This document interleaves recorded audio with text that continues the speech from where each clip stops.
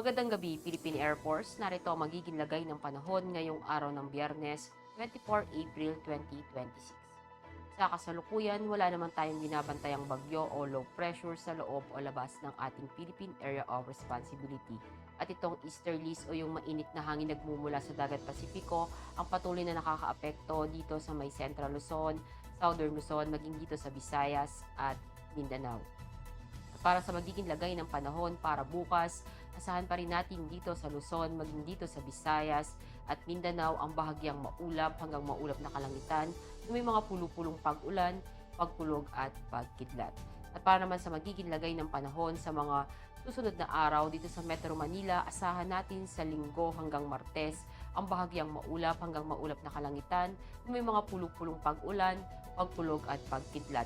Maging dito sa Cavite, sa Lipa, sa Angeles, sa Puerto Princesa, sa Kalayaan Island at Mactan.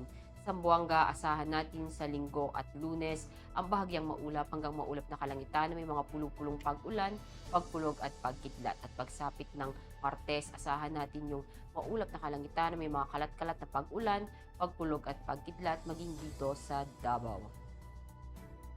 Ang araw ay lumubog ng 1812 at sisikat bukas ng 0537. Para sa ating moon illumination, meron tayong 54% increasing. At para manatiling updated sa lagay at taya ng panahon, i-follow lamang ang Air Force Weather Center sa aming mga social media accounts. At yan lamang ang latest update natin sa weather sa ngalan ng aming commanding officer na si Colonel Alvin John Cugador, POP GSC. Ako si Staff Sergeant Ashley F. Di Makulangan, Philippine Air Force, weather broadcaster ng Air Force Weather Center. Muli, magandang gabi, Philippine Air Force.